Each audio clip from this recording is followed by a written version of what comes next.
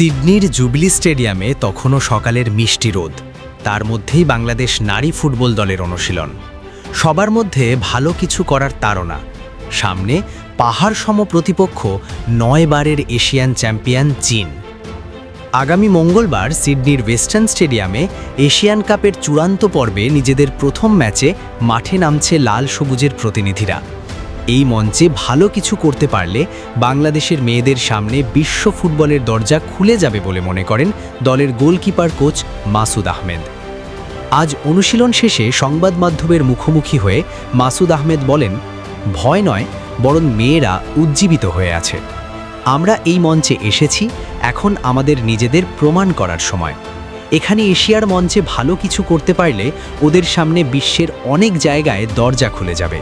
তাই মেয়েরা সবকিছু ইতিবাচকভাবে নিচ্ছে। ওরা চাপ মনে করছে না, যেটা আমাদের খুব আশা দেখাচ্ছে। শক্তি সামর্থ্য, অতীত সাফল্য ও অভিজ্ঞতা বিবেচনায় চীন ও উত্তর কোরিয়ার চেয়ে অনেক পিছিয়ে বাংলাদেশ। যে ব্যবধানের কারণে বাংলাদেশের ড্র করতে পারাটাই অঘটন হিসেবে বিবেচিত হতে পারে। বাংলাদেশ দলের গোলকিপার কোচ মাসুদ অবশ্য চীনের শক্তিমত্তা নিয়ে বিচলিত নন। সাবেক চ্যাম্পিয়নদের বিপক্ষে বাংলাদেশের গোলকিপারদের স্নায়ুচাপ সামলানো নিয়ে এই কোচের কথা। এমন আসরে বড় দল ছোট দল বলতে কিছু নেই। টেকনিক্যালি যে সমস্যাগুলোর মুখোমুখি হই বাংলাদেশের মেয়েদের নিয়ে, সেগুলোর ওপর জোর দিচ্ছি। ওরা যদি মূল বিষয়গুলো ঠিক রাখে তাহলে মিস করার চান্স কম।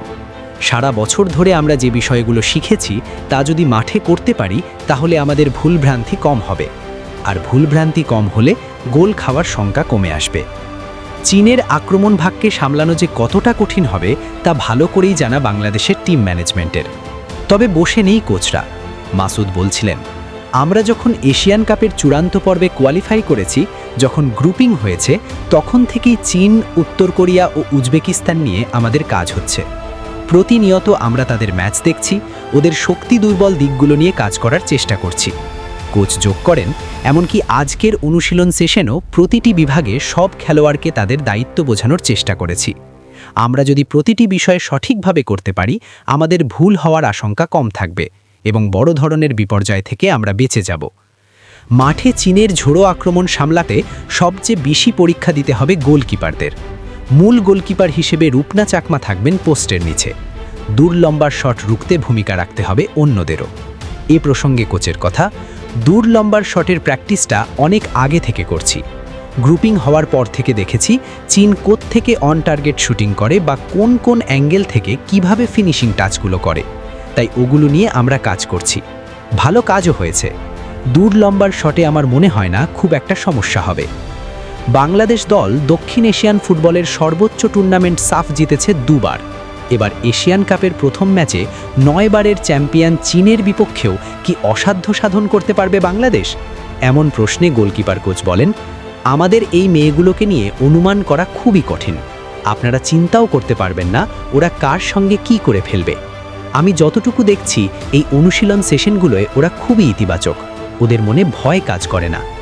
তবে এটা ঠিক, চীনের বিপক্ষে ম্যাচটি বড় সুযোগেরও নাম। গোলকিপার কোচের ভাষায়, আসলে এই মঞ্চে আমরা সমস্যার মুখোমুখি হব এটা মাথায় নিয়েই এখানে এসেছি। এখন এই পর্যায়ে যদি সমস্যার মুখোমুখি হই, এটা নিয়ে ভবিষ্যতে কাজ করার সুযোগ পাব।